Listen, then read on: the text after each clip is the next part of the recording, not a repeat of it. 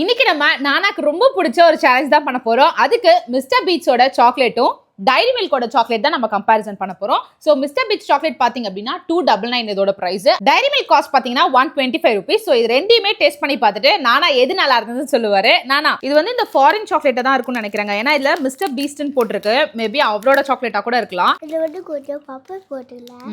பப்பு போட்டிருக்கு. Milk crunch அது. So இது நார்மல் சாக்லேட் மட்டும் கிடையாதுங்க. இது வந்து அந்த மில்க் கிரன்ச் போட்டிருக்காங்க. சோ அதுக்கு கடிக்கும் போது நல்லா கிரன்ச்சியா இருக்கு. நெக்ஸ்ட் பாத்தீங்கன்னா டைரி மில்க். இது ரெகுலரா நம்ம எல்லா கடையிலுமே நமக்கு கிடைக்கும். கடிக்க முடியல ஏன்னா இது ஃப்ரிட்ஜ்ல இருந்து டைரக்டா எடுத்துட்டு வந்தேன். சோ அதான் ஸ்ட்ராங்கா இருக்கு போல. டைரி மில்க் சொல்லவே வேணாம். நார்மலாவே எனக்கு ரொம்ப பிடிக்கும். நானாக்கும் பிடிக்கும். நிறைய பேருக்கு இது பிடிக்கும். ஓகே இப்போ ரெண்டுமே டேஸ்ட் பண்ணியாச்சு. நானாவை எது நல்லா இருக்குன்னு கேட்டலாம். நானா உனக்கு எது பிடிச்சிருக்கு? இதுதான் பிடிச்சிருக்கா? நானாக்கு பாத்தீங்கன்னா மிஸ்டர் பீட் சாக்லேட் தான் பிடிச்சிருக்கான். ஆனா எனக்கு all time favourite dairy milk தான். இது பிடிக்கும்.